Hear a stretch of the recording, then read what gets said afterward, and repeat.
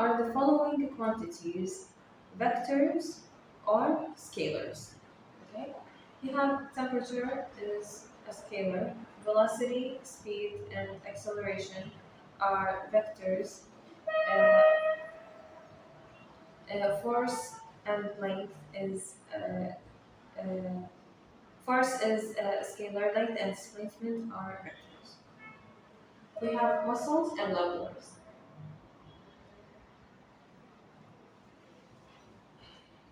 In this diagram, we have a first-class lever.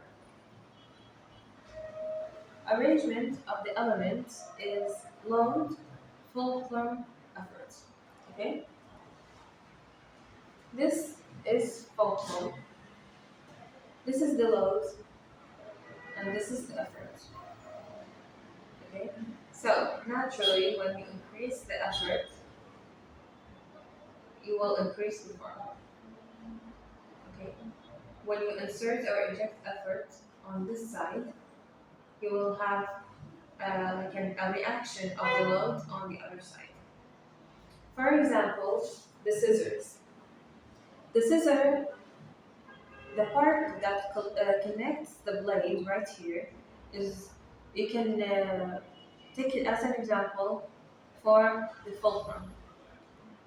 When we use the handle, we apply effort to the handle. Okay, this will result in the blades moving diagonally. This will be the load. Okay, so when we applied effort on this side, as a reaction, it originated a load on this side. Arrangement of the elements is load, fulcrum, effort. Like in the human body, a first-class lever system raises your head off of your chest.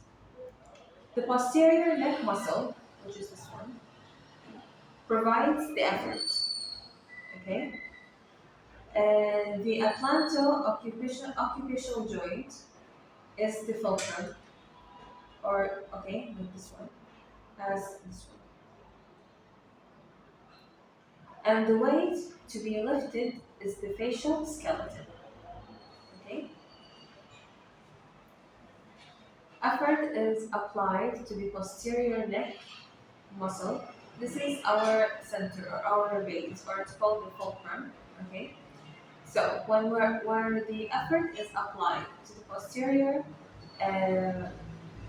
neck muscles, the result or the action is of the facial skeleton is lifted. The whole weight or the entire weight of the facial skeleton is lifted. This is like general example of the fulcrum used in human body.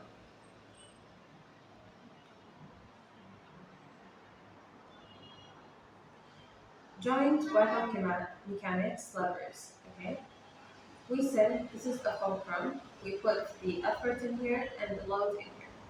So we have here, this is weight, okay, and this is the distance. Condition to balance the seesaw. Weight is a force. So what are the conditions to balance the seesaw? Is weight 1 multiplied by distance 1 and weight 2 multiplied by distance 2. Weight is a force. So generally, the force 1 is multiplied by distance 1 and force 2 is multiplied by distance 2. Torques. The torque or moment is the force multiplied by the distance. From the pivot, when the force and distance vectors are at 90 degrees to one another, okay? They have to be a right angle or 90 degrees angle for the torque to happen or the moment, because they are the force multiplied by the distance. The seesaw involves two opposing torques. Like we're talking, it has two opposing torques. One tending to rotate the seesaw clockwise, CW, the other the counterclockwise, CCW, because it has two opposing torques. One is the opposite from the other. So one will actually make the seesaw turn in a way that is according or with the clock. We call it a clockwise, CW. And the other force, the opposing force, will force the seesaw to rotate in a way or a position that is opposite to the clock, sorry, a clockwise position. A torque is sort of a turning force, except it's for its force x distance. Okay. The unit of torque is nanometer. Sorry, Newton or myometer. For example, two systems in balance. Okay. We can imagine this as a scale or as a seesaw, as it says. The weights are equal. Both of them have a value of 10. And the distance is equal. Both of them also have a value of 10. So we're going to say the force 1 multiplied by distance 1 and force 2 multiplied by distance 2, and it equals 100. This is the state of balance of the seesaw, okay? Where as we said here, the two opposing torques are equal or balanced. In the second picture or second seesaw, we can see here distance 1 is 10, distance 2 is 5. Force 1 is 10, while force 2 is 20. So we're going to say force 1 multiplied by distance 1, which is 10, multiplied by 10. And distance 2 multiplied by force 2. Okay? So it's 10 by 10 equals 5 by 10, which is also 100. Okay? The distance and weights or forces may be different from both sides of the seesaw, but this is also in a state of balance because the two sides of the seesaw and the two opposite sides of torques are equal, nevertheless on the force or the distance. Okay? The units must be the same on both sides.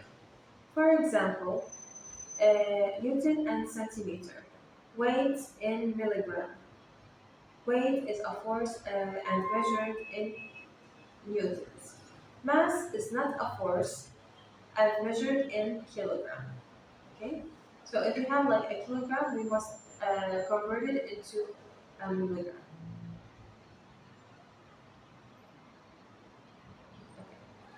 Find weight 2 required to balance the seesaw.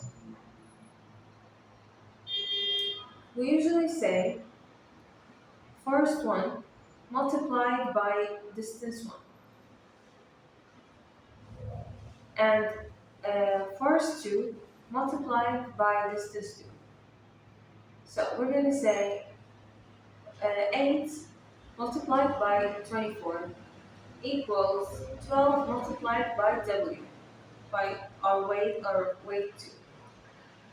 We're going to know, or we're going to solve the value of one side, and we're going to take out the value of other side. So 8 multiplied by 25 is 200.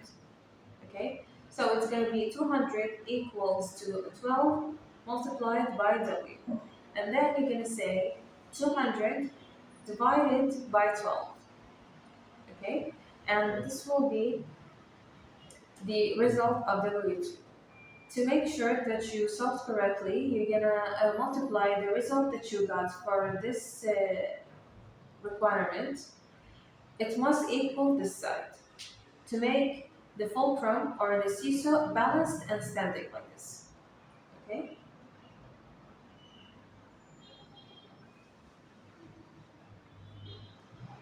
This is like the same thing. We're going to multiply this. We say equals to this multiplied by each other.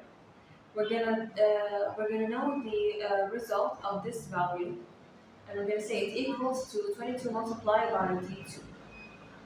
Okay, and then we're gonna divide one to each other, and we'll have the original uh, force of it, or the original value.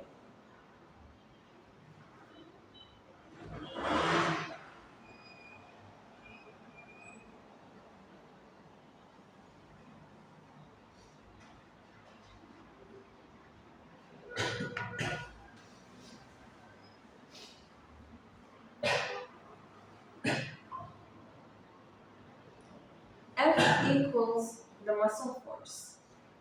So the upper body weight is 14 kilograms. And this, the barbell that is used for weightlifting usually, for when you're in the gym, it's called a barbell, is 100 kilograms. Okay? So, what is the total weight lifted?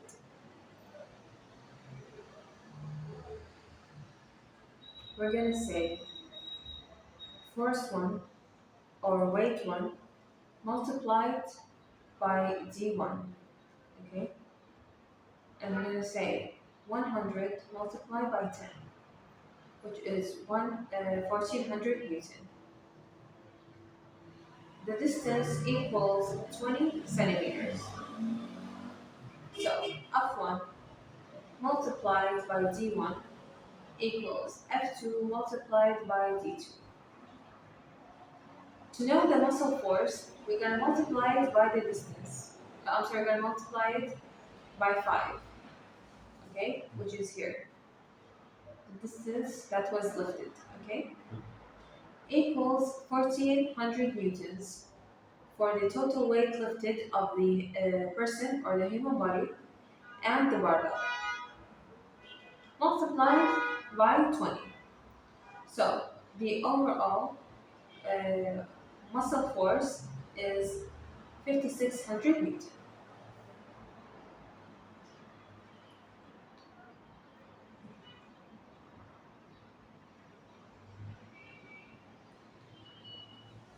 In this diagram, F for muscle force. Also, the upper body weight is 40 kilogram, and the barbell is 100 kilogram. The entire fulcrum, or the entire force of it, will be 400 plus Newton plus 1000 Newton. Okay? So, F1 multiplied by D1 equals F2 multiplied by D2. The muscle force multiplied by 5, which is this distance of the body, equals 1400 multiplied by 30. So the muscle force is 8400 Newton.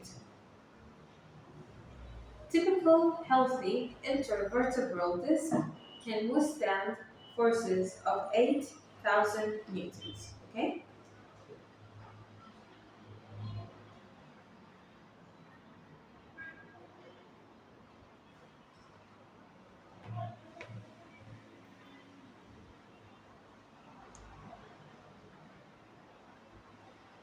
If the upper body weight equals to 60 kilograms,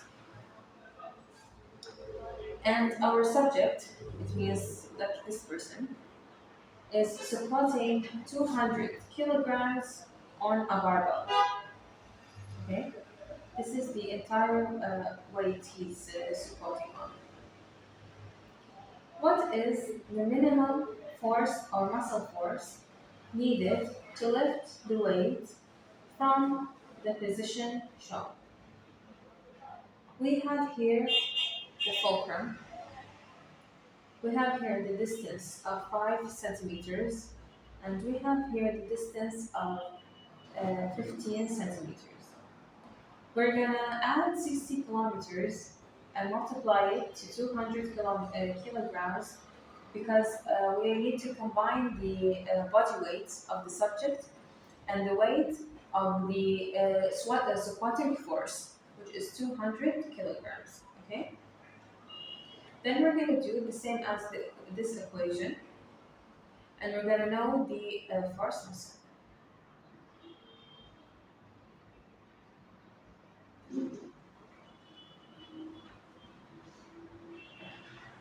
We're going to talk now about pressure. Moving water up a tree. Plants have pores in their leaves that is called stomata, okay, to take in carbon dioxide for photosynthesis. This means that they inevitably lose water by evaporation, okay, because these stomata or the pores in their leaves are open 24/7, so they do function for gas exchange in the process of photosynthesis. However, the downside of it that they lose water by evaporation. Also, like it's let's say hand in hand action.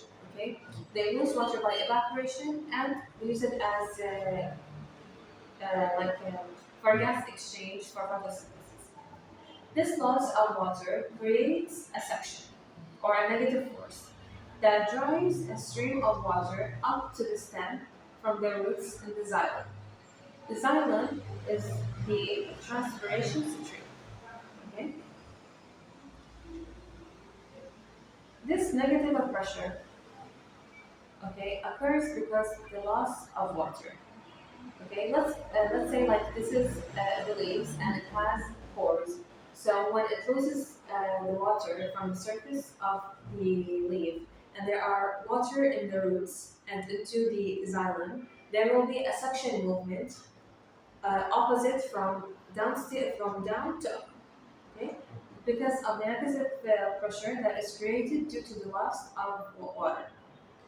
A plant exploits this stream to transport mineral nutrients from the roots to the rest of the plant upward. As you can see in these pictures, you have here xylem condytis or trichees in the root of a pine tree. Okay, these are in the root.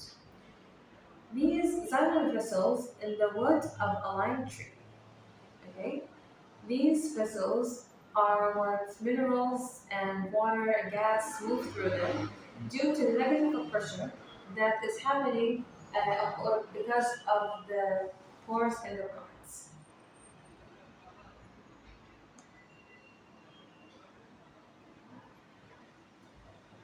You have here this diagram that explains the negative pressure in detail. You have a suction or the negative pressure. Like let's imagine this as tube or canal. Okay,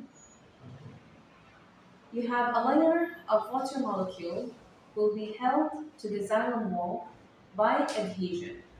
Okay, you have here H2O. There are particles or molecules of water. They are attached to the wall of the xylem by the force of adhesion. Also, we have water molecules are dipolar. Okay? It means it has two poles, one positive and one negative. And hydrogen bonds. They are the bonds that connect the hydrogen molecule to the oxygen molecule of two different water molecules, together by cohesion. Okay? So now we have two connections. One is adhesion and one is cohesion. Adhesion attaches the entire molecule of water to the wall of the xylem, while cohesion connects two molecules of water to each other. Okay? This is a xylem vessel, which is thick wall reinforced by thickenings.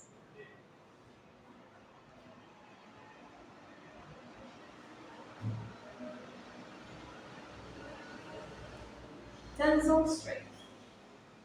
Tensile strength is the maximum load that a material can support without fracture when being stretched.